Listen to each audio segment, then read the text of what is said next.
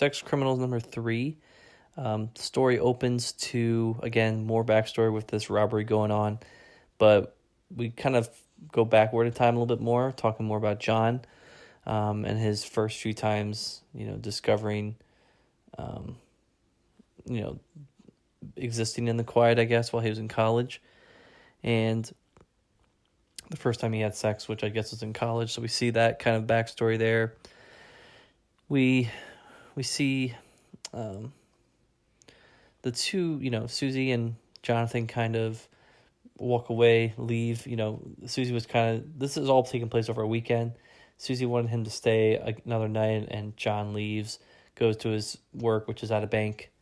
And they end up getting back up together. They go to the actual adult shop that I mentioned last issue, and they end up, shopping around there and actually going to this theater that's inside the shop that they can watch pornography on, which I think is a little interesting there.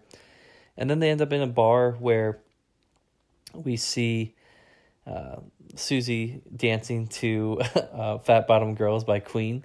And it's funny, the whole time that sequence is playing, we get little blurbs over the lyrics saying that we couldn't post these because Queen would sue us or something. So that's kind of cool as well. And then the two of them kind of get to thinking about, what they could do while they're inside the quiet. And one of the things that's going on here in the background is the library that Susie works for is actually they're basically trying to sell the property because they can't afford it.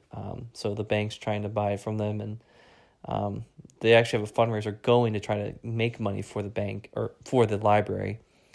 And Jonathan says, well, why don't we just get the money that we need to keep the library going? The bank's going to make that money back in no time. So we're not really stealing from anybody. We're stealing from people who definitely have more money than what they know what to do with. So the two of them agree. We then go to, I guess, the present time right now, where these people in the white trench coats basically beat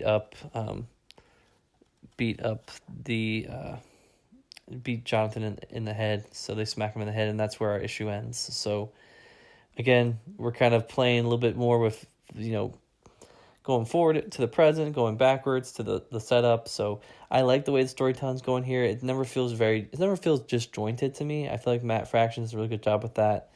And obviously the art here is just amazing. So yeah, that's been Sex Criminals number 3.